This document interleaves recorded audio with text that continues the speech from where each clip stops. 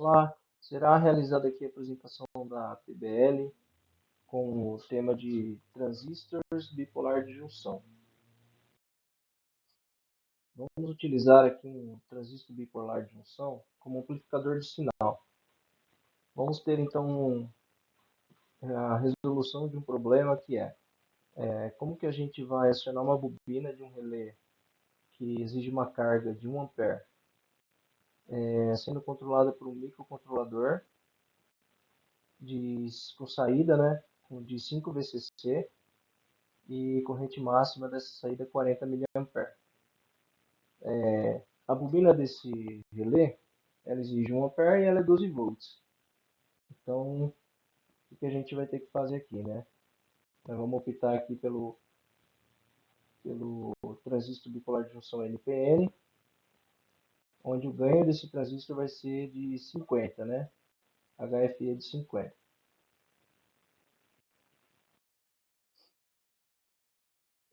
Vamos usar aqui a configuração de emissor comum com transistor, onde a corrente é no sentido do coletor para o emissor, da base para o emissor. A soma das correntes da base e coletor é a corrente de emissor. E como que funciona esse beta aqui? É o HFE que a gente falou aqui em cima, né, de ganho de 50. Usando esse transistor, a gente vai aplicar uma pequena corrente na base, um pequeno sinal na base e amplificar esse sinal de coletor para poder acionar a bobina, né? Então seria aqui, ó, ganho, que é esse beta aqui é a mesma coisa de HFE, igual a corrente de coletor dividido pela corrente de base.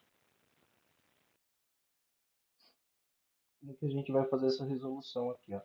Corrente de base é igual o ganho, HFE, vezes a corrente de base. Corrente de coletor, o ganho é 50, vezes 40 mA, né? Que é 40 vezes 10 elevado a menos 3. Nós vamos ter uma corrente máxima de coletor de 2 A para esse transistor, né? Porém, a gente necessita só de 1 ampere, né? Que é a carga ali da bobina do relé. Então, a corrente de coletor é igual ao ganho vezes a corrente de base. Corrente de coletor eu quero 1 ampere, igual o ganho vezes a corrente de base. Aqui eu vou achar a corrente de base que eu preciso para ter 1 ampere na corrente de coletor. Então, 1 sobre 50 é igual a 20 mA, né?